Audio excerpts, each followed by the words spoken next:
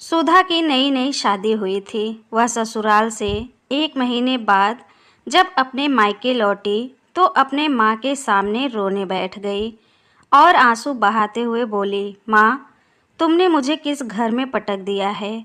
वहाँ तो मेरी कोई इज्जत ही नहीं है। सारा दिन नौकरों की तरह रसोई घर में खड़ी रहती हूँ। किसी को भी मुझ पर दया नहीं आती। कभी सास ससुर की रोटी पकाओ तो कभी 2 छोटे देवर के बोझ भर कपड़े धो। फिर एक ननद है, वह कॉलेज से लौटे तो उसके लिए तुरंत खाना लगाओ।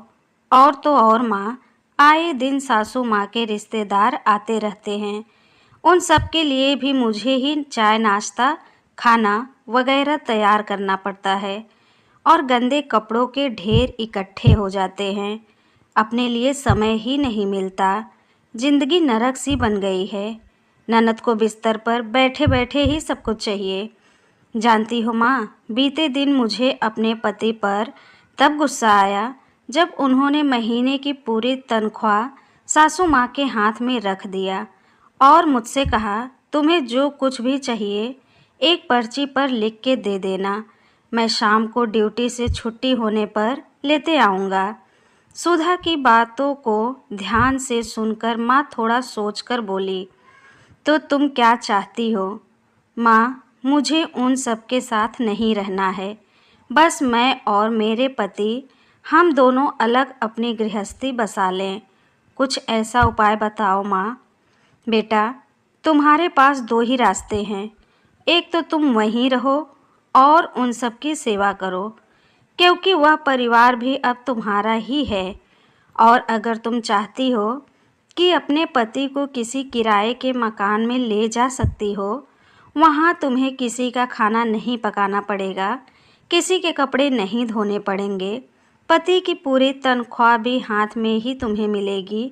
लेकिन याद रखना, जब तुम्हारे बेटे की शादी होगी, घर में तुम्हारे जब बहू आएगी, उस वक्त तुम यही चाहोगी कि मेरा बेटा और मेरी बहू मेरे साथ रहें और मैं अपने नाती पोतों के साथ खेलूं।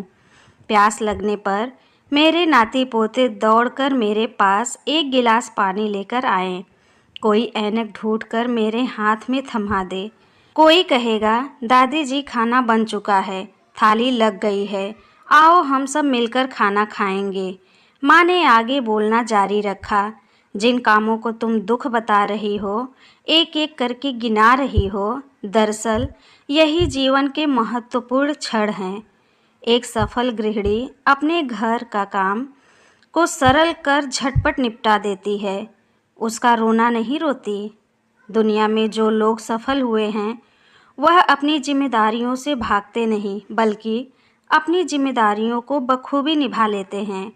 और बेटा, तुम जिन्हें दुख समझ रही हो ना, दरअसल तुम्हारी सास तुम्हें एक जिम्मेदार व्यक्ति बनाना सिखा रही हैं।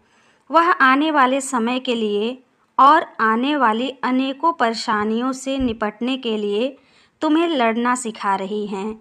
वो हर साल अपने बहू को अपनी जगह पर जिम्मेदार बनाने के लिए ऐसा करती आई हैं।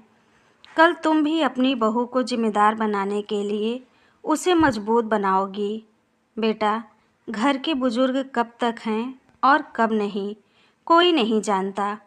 वह अपनी आने वाली पीढ़ियों को मजबूत और रिश्ते निभाते हुए देखना चाहते हैं। कल तुम भी अपने बच्चों से यही आशा रखोगी। सुधा की आंखों में आंसू थे। सुधा ने उसी वक्त अपना बैग उठाया और बोली, बस माँ, मैं समझ गई। आपकी बातों में अनमोल सीख है। मैं चली अपने ससुराल। शाम होने वाली है।